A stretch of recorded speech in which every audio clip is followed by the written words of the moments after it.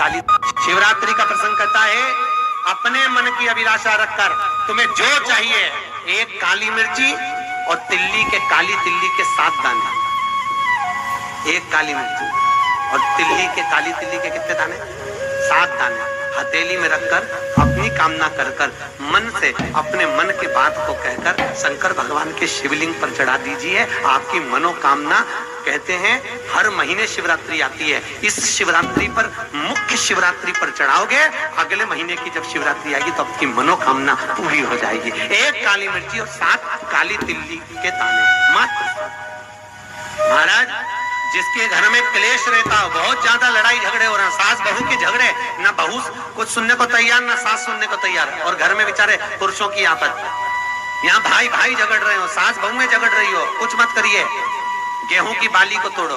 गेहूं की बाली जानते हो ना, जिसमें आप तो गेहूं की बाली को तोड़ना है, और बाली 7 बाली तोड़कर अपने घर में घुमाकर अपने घर का नाम और गोत्र बोलकर उसको शंकर को समर्पित कर दीजिए। जिंदगी में कभी सास बहू का झगड़ा नहीं होगा महाराज। शिवरात्रि के दिन उसको समर्पित करिए, आपके घर में कभी क्लेश नहीं बच सकता। और शिवरात्रि के दिन रात्रि को 12 बजे शंकर भगवान पर एक धतूरा चढ़ा दो।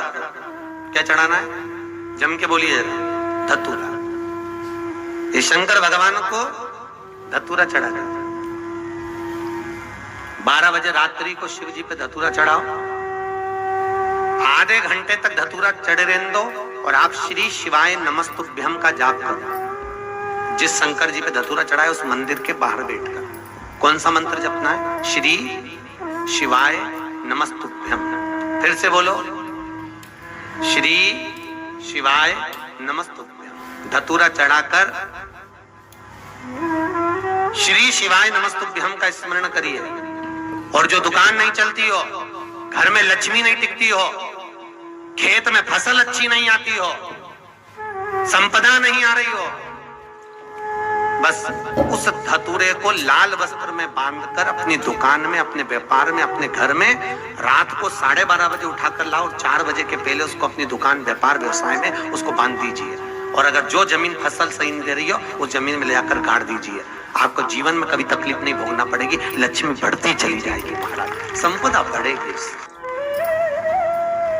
जो व्यक्ति ज्यादा बीमार रहता हो, बहुत बीमारी उसको घेरे रहती हो, परेशान रह रहा हो, बीमारी बनी हुई है, तो बोर चढ़ाइए। बेर, क्या बोलते हैं यहाँ पर? बेर की बोर, वो खाने वाला बेर जो होता है, उस बेर को 7 बेर ले लो और 7 बेर को लेकर अपने ऊपर से घुमाकर शिवरात्रि की दोपहर के 12 बजे शंकर भगवान के शिवलिंग पर ले जाकर उस बेर को चढ़ा दीजिए।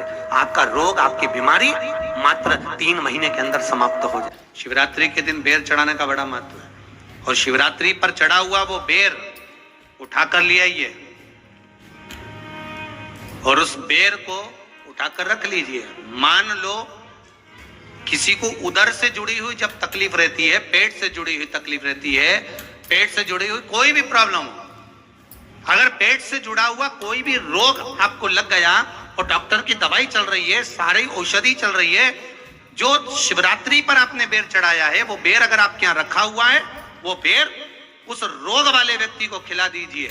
आधे घंटे के अंदर पेट का दर्द, पेट की तकलीफ, पेट का कैसा भी रोग होगा एकदम आराम लग जाएगा। उस बेर में इतना प्रबलता आ जाती है शंकर को, जो शिवरात्रि के दिन बेर चढ़ाया जाता है। वो केवल शिवरात्रि के दिन करने का होता है। कहते हैं जिसका व्यापार ना चले, व्यवसाय ना चल रहा हो, बहुत ज्यादा कष्ट में जीवन निकल रहा हो और बहुत ही ज्यादा तकलीफ हो रही हो, तो धतूरे को हल्दी में डुबोकर शंकर भगवान को शिवरात्रि के दिन रात को 12 बजे समर्पित करें। उस धतूरे को वापस उठा लाएं 5-10 मिनट के बाद, श्री शिवाय नमस्तुभ्यम बोलकर लाल कपड़े में उसको बांधकर व्यापार वाली जगह में कहीं पर भी उसको बांध दिया जाए। व्यापार पीछे नहीं हटता, व्यापार अग्रण्य भाव में बढ़ता चले जाता है। महाराज, उस धतूरे को केवल परंतु शिवरात्रि के दिन रात को 12 बजे ही किया जाए। हल्दी में डुबोना पड़ता है।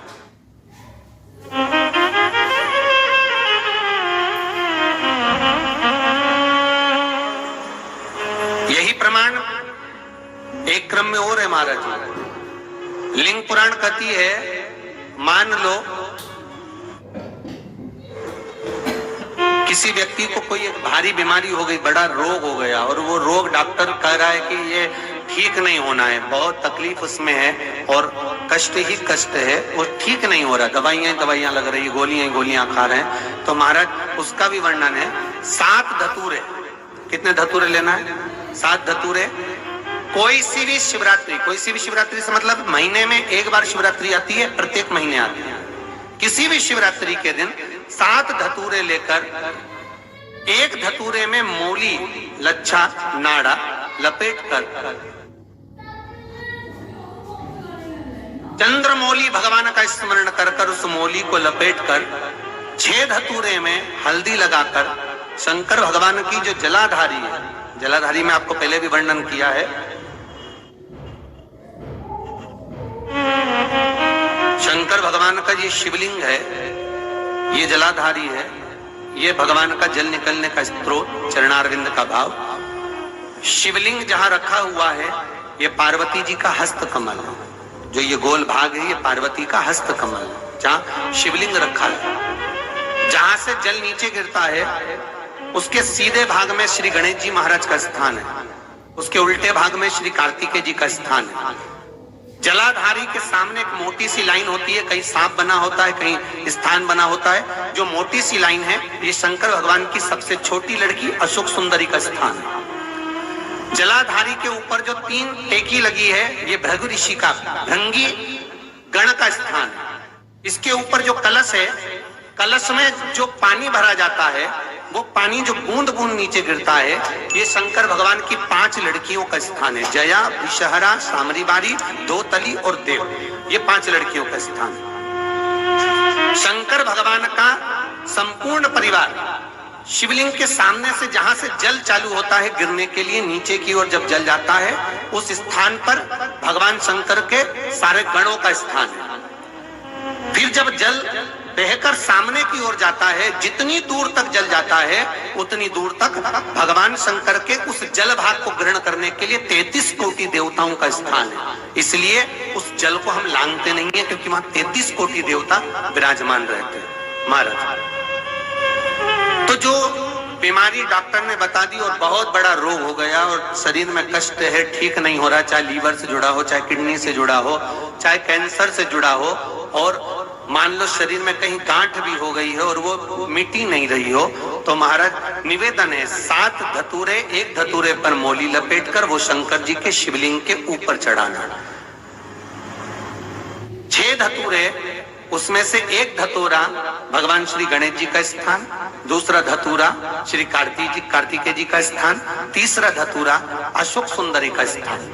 महाराज शंकर भगवान की जगदम्बा जी के हस्त कमल के ऊपर एक धतूरा, अच्छा एक धतूरा जहां से जल नीचे की ओर बहकर जा रहा हो, पानी जिस जगह से नीचे गिर रहा हो बिल्कुल वहीं पर एक धतूरा चढ़ा देना। उस धतूरे को चढ़ाने के बाद वो धतूरा वापस लेकर आना है, अवधूतेश्वर महादेव का नाम लेकर या चंपेश्वर महादेव का नाम लेकर उस धतूरे को, जो बीमार व्यक्ति है उसका स्पर्श कराकर बेलपत्री के पेड़ के नीचे पटकवा देना है महाराज। धीरे धीरे रोग में आराम मिलना प्रारंभ हो जाता है, औषधियां धीरे धीरे समाप्त हो जाती हैं और व्यक्ति स्वस्थ हो जाता है। ये केवल शिवरात्रि के दिन ही होता, 12 महीने शिवरात्रि आती है, आप किसी भी शिवरात्रि को कर सकते हो, किसी भी शिवरात्रि।